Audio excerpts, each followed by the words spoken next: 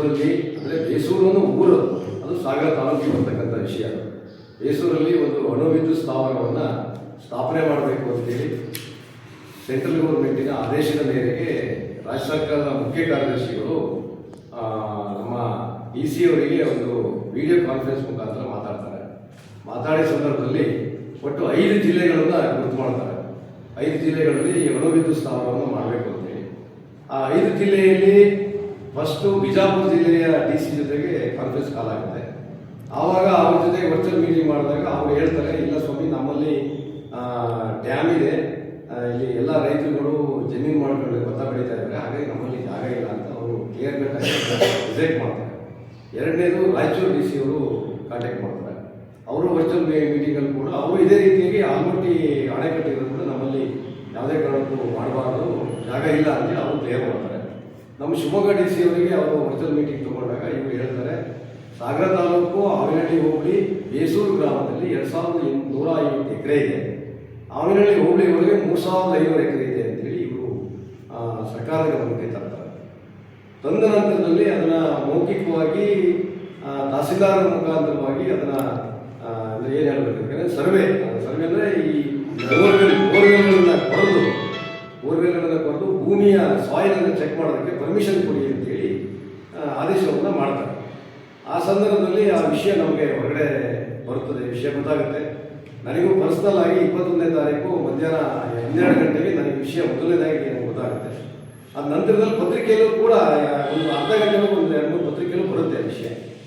ಆದ ನಂತರದಲ್ಲಿ ನಾವು ತಕ್ಷಣ ಶಾಸಕರನ್ನ ಭೇಟಿ ಮಾಡ್ತೀವಿ. ನಾವು ಭೇಟಿ ಮಾಡಿ, ಸರ್ ಈ ಥರ ಆಗ್ಬಿಟ್ಟು ನಮ್ಮ ಊರಿಗೆ ಬಂದಂಥ ಘಟಕ ಜೊತೆಗೆ ಇಡೀ ನಮ್ಮ ಸಾಗರ ಶಿವಮೊಗ್ಗ ಡಿಸ್ಟಿಕ್ಕು ಮಲೆನಾಡು ಏನು ಹೆಪ್ಪಾಗಿದೆ ಅಂತ ನಾವು ಶಿವಮೊಗ್ಗ ಡಿಸ್ಟಿಕ್ ಅಂತ ಕರಿತೀವಿ, ಅದರಲ್ಲಿ ಸಾಗರ ಏನು ಮಲೆನಾಡು ಅಂತ ಹೇಳಿ ಜೋಗ ಜಲಪಾತ ಇರ್ಬೋದು, ಇಕ್ಕೇರಿ ಇರ್ಬೋದು, ಮತ್ತೆ ವರದಳ್ಳಿ ಅಂತ ಜಾಗ ಇರ್ಬೋದು, ಮತ್ತೆ ಕೆಳದಿ ಇರ್ಬೋದು, ವರದಮೂಲ ಇರ್ಬೋದು, ಈಗ ತಾನೇ ಇಡೀ ದೇಶದಾದ್ಯಂತ ಹೆಸರಾಗಿರ್ತಕ್ಕಂಥ ಸಿಗಂದೂರು ಇವತ್ತಿದೆ. ಅದು ಎಲ್ಲದನ್ನು ಒಳಗೊಂಡು ನಮ್ಮ ಸಾಗರನೇ ಉಳಿಯೋದಿಲ್ಲ ಸ್ವಾಮಿ, ಇದು ತಕ್ಷಣವಾಗಿ ನೀವು ಕ್ರಮ ತಗೋಬೇಕು. ಆಮೇಲೆ ಕುಡಿಯೋ ನೀರು ನೋಡಿ, ಇವತ್ತು ಶರಾವತಿ ಬ್ಯಾಕ್ವಾಟರಿಂದ ಇವತ್ತು JGM ಅಲ್ಲಿ ಇವತ್ತು ಎಲ್ಲರಿಗೆ ನೀರು ಬರ್ತಾ ಇದೆ, ಸಾಗರಕ್ಕೆ ನೀರು ಬರ್ತಾ ಇದೆ ಇವತ್ತು ಕುಡಿಯೋ ನೀರು. ಹಾಗಾಗಿ ಇದು ನೀವು ತಕ್ಷಣ ಕ್ರಮ ತಗೋಬೇಕು ಅಂದ ತಕ್ಷಣ ಅವರು ತಕ್ಷಣವಾಗಿ AC ಮತ್ತು ತಹಸೀಲ್ದಾರ್ ಅವರನ್ನ ಕರೆಸಿ ಕೇಳಿ ಅದರ ವಿಷಯವನ್ನು ಪಡ್ಕೊಂಡಾಗ DC ಅವ್ರ ಜೊತೆಗೂ ಮಾತುಕತೆ ಆಗುತ್ತೆ. ಮಾತುಕತೆ ಆದ ನಂತರದಲ್ಲಿ ತಕ್ಷಣ DC ಅವರು ಇಲ್ಲ, ಇದು ನಾನು ಮೌಖಿಕವಾಗಿ ನಾನು ಸರ್ಕಾರಕ್ಕೆ ಅಣು ವಿದ್ಯುತ್ ಸ್ಥಾವರವನ್ನು ಮಾಡಿ ಅಂತ ನಾವು ಹೇಳೋದಕ್ಕೆ ಇಷ್ಟಪಡೋದಿಲ್ಲ ಅನ್ನೋ ಮಾತನ್ನು ನಾವು ಹೇಳ್ತಾರೆ. ಅದು ಎಷ್ಟು ಮಟ್ಟಿಗೆ ಅದು ಸತ್ಯ ಸುಳ್ಳು ಅದು ಅಧಿಕಾರಿಗಳಾಗಿರ್ತಕ್ಕಂಥ ಲೆವೆಲ್ ಅದು. ಹಾಗಾಗಿ ನಮ್ಮ ಹೋರಾಟ, ನಮ್ಮ ಬದುಕು, ಯಾಕೆಂದ್ರೆ ನಾವಲ್ಲಿ ಈಗ ನಮ್ಮ ಬರೀ ಬೇಸೂರು ಒಂದೇ ಆಗಿದೆ, 177 ಎಕರೆ ನಮ್ಮ ಬೇಸೂರಲ್ಲಿ ಬಾಗಾಯ್ತು ಅಡಿಕೆ ತೋಟ ಇದೆ, 68 ಎಕರೆ ತರಿ ಭೂಮಿ ಇದೆ, 400 ಎಕರೆ KPC ಇದೆ, 1,500 ಎಕರೆ ಫಾರೆಸ್ಟು ಗೋಮಾಳ ಜಾಗ ಇದೆ, ಅಭಯಾರಣ್ಯ ಇದೆ. ಅದರಲ್ಲಿ ಇಷ್ಟು ಇದ್ದು ಕೂಡ ನಮ್ಮ ಅಲ್ಲಿಯ ಬಡವರು, ಕೂಲಿ ಕಾರ್ಮಿಕರು, ಆಸ್ತಿ ಇರೋಂಥವ್ರು ನಮ್ಮ ಬದುಕು ನಾವು ಕಟ್ಕೊಂಡಿದ್ದೀವಿ. ಇವತ್ತು ನಾವು ಅಲ್ಲಿಂದ ಊರು ಬಿಡ್ಬೋದು, ನಮಗೇನು ಈಗ ನಮ್ಗೆ ಪರಿಹಾರ ಕೊಡ್ತಾರೆ. ಇವತ್ತು ನಮಗೆ 177 ಮನೆ ಗುಡಿಸಿದ್ದಾರೆ, ಇವತ್ತು ನಮ್ಗೆ ಒಂದು ಪರಿಹಾರ ಕೊಡ್ಬೋದು. ಇವತ್ತು 1ಕ್ಕೆ 4 ಕೊಟ್ಟು 3 ಕೊಟ್ಟು ನಾವು ಕೊಡ್ಬೋದು. ಆದರೆ ನಾವು ಊರು ಬಿಟ್ಟರೆ ಅಕ್ಕಪಕ್ಕದವ್ರ ಕಥೆ ಇದೆ. ಇವತ್ತು ಸಾಗರದ ಕಥೆ ಏನು, ಸಾಗರದ ಮಹಾಜನತೆ ಇವತ್ತು ಸಾಗರ ಪೇಟೆಯಲ್ಲಿ ಕಥೆ ಏನಾಗುತ್ತೆ ನೋಡಿ. ಈಗಾಗಲೇ 20% ಇವತ್ತು ರಿಯಲ್ ಎಸ್ಟೇಟ್ ಬಿದ್ದೋಗಿದೆ, ಬರೀ ಇವತ್ತು ಕೇವಲ 15 ದಿವಸದಲ್ಲಿ.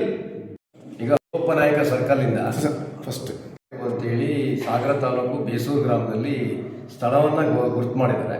ಅದರ ಸಲುವಾಗಿ ನಾವು 7ನೇ ತಾರೀಕು ಒಂದು ಬೃಹತ್ ಸಮಾವೇಶವನ್ನು ಮಾಡಿ ಜಾಥಾ ಮುಖಾಂತರವಾಗಿ ನಾವು ಶಿವಪ್ಪ ನಾಯಕ ಸರ್ಕಲ್ನಿಂದ ನಾವು ಮೆರವಣಿಗೆ ಮುಖಾಂತರ ಬಂದು ತಿಲಕ್ ರೋಡಲ್ಲಿ ಹೋಗಿ ಅಲ್ಲಿಂದ ಸಾಗರ್ ಹೋಟ್ಲು ಸರ್ಕಲ್ಲು ಮತ್ತು ಗಾಂಧಿ ಭವನದಲ್ಲಿ ನಾವು ಸಭೆಯನ್ನು ಮಾಡ್ತೀವಿ. AC ಅವರಿಗೆ ಕರೆಸಿ ಅಲ್ಲಿ ಒಂದು ಮನವಿ ಕೊಡುವಂಥ ಒಂದು ವ್ಯವಸ್ಥೆಯನ್ನು ನಾವು ಮಾಡ್ತಾ ಇದ್ದೀವಿ. ಇದನ್ನು ನಾವು ಯಾಕೆ ಹೋರಾಟವನ್ನು ಮಾಡ್ತಾ ಇದ್ದೀವಿ, ಈ ಹೋರಾಟ ಮಾಡೋ ಕಾರಣ ಏನು, ಅಕಸ್ಮಾತ್ ಅಣು ವಿದ್ಯುತ್ ಸ್ಥಾವರ ಆಗುತ್ತೆ, ಆಗಲಿ ಬಿಡಪ್ಪ ನಿಂಗೇನು ಅಂತ ಹೇಳಿ ಇವತ್ತು ಜನಗಳು ಕೇಳ್ಬೋದು. ಇವತ್ತು ಅದರಿಂದ ಎಷ್ಟು ತೊಂದರೆ ಇದೆ ಅನ್ನೋದನ್ನು ಪ್ರತಿಯೊಬ್ಬ ನಾಗರಿಕರು ಕೂಡ ಅದನ್ನು ಅರ್ಥ ಮಾಡ್ಕೋಬೇಕು. ಪ್ರತಿಯೊಬ್ಬ ನಾಗರಿಕರು ಕೂಡ ಅಣು ವಿದ್ಯುತ್ ಸ್ಥಾವರದಿಂದ ರೇಡಿಯೇಷನ್ ಇದೆಯಲ್ಲ, ಇವತ್ತು ನಮ್ಮ ಮನುಷ್ಯನ ಮೇಲೆ ಪ್ರತಿಯೊಂದು ಆರೋಗ್ಯ ದೃಷ್ಟಿಯಲ್ಲಿ ತುಂಬ ಇವತ್ತು ದುಷ್ಪರಿಣಾಮಗಳಿವೆ. ಒಂದು ಮೊದಲನೇದಾಗಿ ಕ್ಯಾನ್ಸರ್ ರೋಗ ಜಾಸ್ತಿ ಆಗ್ತಕ್ಕಂಥದ್ದು, ಎರಡನೇದಾಗಿ ಇಡೀ ನಮ್ಮ ಮೈ ಚರ್ಮಗಳು ಸುಕ್ಕುಗಟ್ಟುವಂಥ ಒಂದು ರೋಗ, ಆಮೇಲೆ ಕಾಲು ಕೈಗಳು ಶುಗರು, ಥೈರಾಯ್ಡು ಇವೆಲ್ಲವೂ ಕೂಡ ನಮ್ಮ ಆ ವಿಕಿರಣಗಳಿಂದ ನಮ್ಮ ದೇಹದ ಮೇಲೆ ಪರಿಣಾಮ ಆಗೋದ್ರಿಂದ ನಾವು ತೀವ್ರವಾಗಿ ಅದನ್ನು ಖಂಡಿಸ್ತಾ ಇದ್ದೀವಿ. ಹಾಗಾಗಿ ನಾವು ಪಕ್ಷಾತೀತವಾಗಿ ಎಲ್ಲ ಪಕ್ಷದವರನ್ನು ಕೂಡ ನಾವು ಕರೆದಿದ್ದೀವಿ. ಈಗಲೂ ಯಾರಾದರೂ ಬಿಟ್ಟಿದ್ರೆ ನಿಮ್ಮ ಮಾಧ್ಯಮ ಮುಖಾಂತರ ಮತ್ತೆ ಕರಿತೀವಿ. ನಾವು ಎಲ್ಲ ಪಕ್ಷಾತೀತವಾಗಿ ಬರಬೇಕು, ಎಲ್ಲ ವರ್ಗದವರು ಬರಬೇಕು, ಸಂಘ ಸಂಸ್ಥೆಯವರು ಕೂಡ ಬರಬೇಕು. ಇದಕ್ಕೆ ಬಂದು ನಮಗೆ ಸ್ತ್ರೀಶಕ್ತಿ ಸಂಘಗಳು, ಸ್ವಸಹಾಯ ಸಂಘಗಳು, ಧರ್ಮಸ್ಥಳ ಸಂಘಗಳು ಎಲ್ಲರೂ ಬಂದು ನಮಗೆ ಬೆಂಬಲವನ್ನು ಕೊಡಬೇಕು ಅಂತೇಳಿ ನಾನು ತಮ್ಮ ಮುಖಾಂತರ ನಾನು ಕೇಳಕ್ಕೆ ಇಷ್ಟಪಡ್ತೇನೆ. ಹೆಚ್ಚು ಮಳೆ ಆಗಿದೆ ನಮ್ಮ ಪ್ರದೇಶದಲ್ಲಿ. ಆ ರೇಡಿಯೇಷನ್ ಇಂದ ನೀರು ಸೇರ್ಕೊಳ್ಳುತ್ತೆ.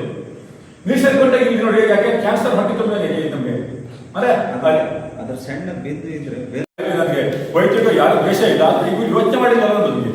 ಯಾಕೆ ಇನ್ನೊಂದು ಇದೇನು ಗೊತ್ತಾ, ಈಗ ನೋಡಿ ಫುಕುಶಿಮಾದಲ್ಲಿ 2011ರಲ್ಲಿ ಅಲ್ಲಿ ಇದಾಯ್ತು, ಸುನಾಮಿ ಬಂದರೆ ಇದಾಯ್ತು, ಸ್ವಲ್ಪ ತೊಳ್ಕೊಂಡೋಯ್ತು. 1 ವರ್ಷದ ನಂತರ ಸುಮಾರು 1000 ಕಿಲೋಮೀಟರ್ ಆಚೆ ಕ್ಯಾಲಿಫೋರ್ನಿಯಾ ಹಾಗೂ ಸ್ಯಾನ್ ಫ್ರಾನ್ಸಿಸ್ಕೋದಲ್ಲಿ ಅಮೆರಿಕದಲ್ಲಿ ಅಂದ್ರೆ ಪೆಸಿಫಿಕ್ ಸಾಗರ ದಾಟಿ ಅಲ್ಲಿ ರೇಡಿಯೋ ಆಕ್ಟಿವಿಟೀಸ್ ಬಿಡಿಸಿದ್ದಾರೆ ವಿಜ್ಞಾನಿಗಳು. ಅಂದ್ರೆ ನಿಮಗೆ 1000 ಕಿಲೋಮೀಟರ್ ದಾಟಿ ಸಮುದ್ರದಲ್ಲಿ, ಪೆಸಿಫಿಕ್ ಸಾಗರದ ಸಮುದ್ರದಲ್ಲಿ ರೇಡಿಯೋ ಆಕ್ಟಿವಿಟೀಸ್ ಹೋಗ್ತಾವೆ ಅನ್ನೋದ್ರೆ ಸಾಗರ ಕುಡಿಯೋ ನೀರಿನ ಗತಿ ಏನ್ ಹೇಳಿದ್ವಿ, ಸಾಗರ ಜನತೆ ಏನಾಗಬೇಕು ಅಷ್ಟೇ ಅಲ್ಲ. ಎಂತ ಇಂಥದನ್ನು ಕೂಡ ಇವರು ಅಂದ್ರೆ ಇವ್ರು ಹಣಕ್ಕಾಗಿ ಹಾಗೆ ಮಾಡ್ತಾರೆ ಅನ್ನೋ ದುರಾಜ ಅಷ್ಟೇ ಅಲ್ಲ.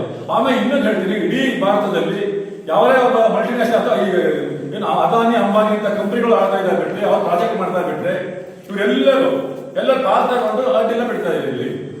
ಜನಸಾಮಾನ್ಯರ ಬದುಕು ಮುಖ್ಯ ಆಗಿಲ್ಲವೇ, ಬಹಳ ನೋವು ವಿಷಯ ಅದು ಇತ್ತು. ಯಾಕೆ ಪ್ರಾಜೆಕ್ಟ್ ಮಾಡೋದೇ ಅವರಾಗಿರ್ತಾರೆ.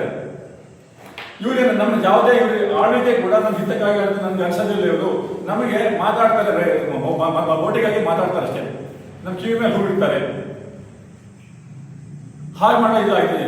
ಅದು ಬಹಳ ನೋವು ವಿಷಯ. ಅದಕ್ಕೆ ಮೋಸ್ಟ್ಲಿ ಜಂಟಿ ಚಳವಳಿ ಆಗ್ಬೇಕಂತ ಗೊತ್ತಿಲ್ಲ, ಯುವಜನಕ್ಕೆ ಹೊಸ ಒಂದು ಆಂದೋಲನೆ ಆಗಬೇಕು ಗೊತ್ತಿಲ್ಲ. ಎಲ್ಲೇ ನಮ್ಮ ನೇಪಾಳದಲ್ಲಿ ಆದಾಗೆ ಅಥವಾ ಇಲ್ಲ ಆದಾಗೆ ಗೊತ್ತಿಲ್ಲ, ನಮಗೆ ಭಾರತದಲ್ಲಿ ಆಗ್ಬೋದ ಗೊತ್ತಿಲ್ಲ. ಆದ್ರೆ ಸದ್ಯಕ್ಕಂತೂ ಹೋರಾಟ ಮಾಡೋದು ಅನಿವಾರ್ಯ ನಮಗೆ. ಯಾಕೆಂದ್ರೆ ನೀವೆಲ್ಲರೂ ಸಹಕಾರ ಕೊಡಿ. ಯಾಕೆಂದ್ರೆ ನಮ್ಗೆ ಈಗ ಹೇಗಿದ್ದೀವಿ ಅಂದ್ರೆ ನಮಗೆ ಪಕ್ಷ ಅಥವಾ ಧರ್ಮ ಜಾತಿ ಯಾವೂ ಇಲ್ಲ. ಆದ್ರೆ ಇನ್ನೊಂದಾಗಿದೆ, ಆಲೋಚನೆ ಇಟ್ಕೊಂಡಿದ್ದೀವಿ. ಅಂದ್ರೆ ಅಲ್ಲಿ ತಾಂತ್ರಿಕ ಸ್ವಲ್ಪ ಕಾರಣಗಳಿಗಾಗಿ ಸಡನ್ ಆಗಿ ಇಟ್ಕೊಂಡಿದ್ರೆ ಎಲ್ಲರೂ ಅಂದ್ರೆ ಒಂದು ಕಮಿಟಿನೇ ಟಚ್ ಮಾಡೋಕ್ಕಾಗಿಲ್ಲ. ಈ ನೇತೃತ್ವ ಕೇಂದ್ರ ಬಿಂದುವಾಗಿದ್ರು. ವೆಂಕಟೇಶನ್ನ ಹೇಳ್ಬಿಟ್ರಿಲ್ಲ, ಇವರು ಹಿಂದೂದಾರ ಮುಖ್ಯವಾಗಿರ್ತಾರೆ ಅಂತ. ಯಾಕಂದ್ರೆ ಅವರೇ ಜಮೀನು ಸೆಂಟ್ರಲ್ ಇದ್ದಾರೆ ಆ ಪಂಚಾಯತಿಗೆ. ಹಾಗಾಗಿ ಅವ್ರು ಆಗಿದೆ. ಇನ್ನು ಎಲ್ಲರೂ ಸೇರಿಸಿ, ಯಾಕೆಂದ್ರೆ ನಮ್ಮ ಸಾಮಾನ್ಯ ಸಾಗರದ ಎಲ್ಲ ಹೋರಾಟಗಳಲ್ಲಿ ನಾನು ವಿಶ್ವಾಸ ಅಧ್ಯಕ್ಷ ಮಾಡಿರ್ತೀವಿ.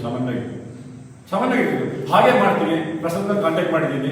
ಹಾಗೆ ಎಲ್ಲರೂ ಯಾಕಂದ್ರೆ ಇವರು ಅಕ್ಷರ ಅವರು ಏನಂದ್ರೆ ನಾಟಕ ಇದಿದೆ, ಅವ್ರದ್ದು ವಿದ್ಯಾರ್ಥಿಗಳು ನಾಟಕ ಇದೆ ನಾಡದಿಂದ. ಹಾಗೆ ಬಿಸಿ ಇದ್ದಾರೆ, ಹೋದ್ರೆ ಸಿಗಲಿಲ್ಲ. ಸಂತೋಷ ವಿಷಯ ಡಾಕ್ಟರ್ ಬಂದಿದೆ. ಹಾಗಾಗಿ ಎಲ್ಲರೂ ಸಹಕರಿಸ್ತಾರೆ, ಜಂಬಿಯವರೆಲ್ಲರೂ ಸಹಕರಿಸ್ತಾರೆ. ಎಲ್ಲರೂ ಒಟ್ಟಾಗಿ ಎಲ್ಲರೂ ಒಳಗೊಳ್ಳುವಿಕೆಯಿಂದ ಇದೊಂದು ಪೂರ್ವಭಾವಿ ಪ್ರತಿಭಟನೆ ನಾಡು. ಅದು ಕೂಡ ಯಶಸ್ವಿ ಆಗಬೇಕಾಗಿದೆ. ಸಾಗರ ಜನತೆ ಮುಖ್ಯವಾಗಿ, ಸಾಗರ ಜನತೆ ನಮಗೆ ಕ್ಯಾನ್ಸರ್ ಬರುತ್ತೆ ನಾಳೆ ಅನ್ನೋ ಸ್ಥಿತಿಯಲ್ಲಿ ಅವರು ಅದಕ್ಕೆ ಸಪೋರ್ಟ್ ಆಗಿ ನಿಲ್ಬೇಕಾಗಿದೆ. ಹಾಗಾಗಿ ಅದನ್ನ ನಾನು ಮುಖ್ಯವಾಗಿ ಮನೆ ಮಾಡ್ಕೊಳ್ತೀನಿ. ಎಲ್ಲರ ಸಮಸ್ಯೆ ಇದೆ, ಅಲ್ಲಿ ಪರಿಹಾರ ಕೊಟ್ಟರೆ ಹೊರಗೆ ಕಳಿಸ್ಬೋದು, ಹಣ ಸಿಗುತ್ತೆ. ಸುತ್ತಮುತ್ತ ಇರೋರಿಗೆ ಮತ್ತೆ ನರಕ ಆಗುತ್ತೆ. ಮನುಷ್ಯ ಸಂಬಂಧಗಳೇ ಇರಲ್ಲ, ಯಾರು ಬರೋದಿಲ್ಲ, ಹೆದರ್ಕೊಳ್ತಾರೆ. ಹಂಗೆ ನೋಡಿದ್ರೆ ಕೈಗಾ ಪ್ರದೇಶದಲ್ಲಿ ಅಕ್ಕಪಕ್ಕ ಇರೋರಿಗೆ ಹೆಣ್ಣು ಕೊಡ್ತಾ ಇಲ್ಲ ಅಥವಾ ಮದುವೆ ಆಗ್ತಾ ಇಲ್ಲ, ಸಂಬಂಧ ಬೆಳೆಸ್ತಾ ಇಲ್ಲ.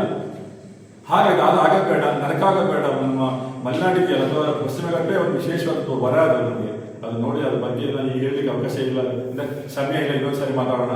ಆದ್ರೆ ಎಲ್ಲ ಸಹಕಾರವನ್ನು ಕೇಳ್ತೀನಿ. ಪತ್ರಿಕಾ ನಿಮಗೆ ತುಂಬಾ ಸಹಕಾರ ಮಾಡಿದ್ದೀರಿ, ಕಾಳಜಿ ಇದೆ, ವೈಯಕ್ತಿಕ ಕಾಳಜಿ ಇದೆ ನನಗೆ ಗೊತ್ತಿದೆ. ಎಲ್ಲರಿಗೂ ವೈಯಕ್ತಿಕ ಫ್ರೆಂಡ್ ಆಗಿದೆ, ವೈಯಕ್ತಿಕ ಕಾಳಜಿ ಇದೆ ನನಗೆ ಗೊತ್ತಿದೆ. ಆದ್ರೆ ಇದನ್ನೆಲ್ಲರೂ ಚೆನ್ನಾಗಿ ಪ್ರಚಾರ ಮಾಡೋಣ. ಸಾಗರದಲ್ಲಿ ನಾವು ಓಡಾಡ್ತೀವಿ ಎಲ್ಲ ಕಡೆಗೂ, ಸಾಕಾದಷ್ಟು. ಬಟ್ ನಿಮ್ಮ ಪತ್ರಿಕೆ ಇನ್ನೂ ಚೆನ್ನಾಗಿ ಮುಟ್ಟಿರುತ್ತೆ ಅಂತ ತಿಳ್ಕೊಂಡಿದ್ದೀನಿ ನಾನು. ಹಾಗಾಗಿ ಎಲ್ಲರೂ ಸಹಕರಿಸಿದ್ದೀನಿ. ಈಗಾಗಲೇ ನೀವು ಮಾಡಿದ್ದೀರಿ, ಎಲ್ಲರಿಗೂ ಧನ್ಯವಾದಗಳು.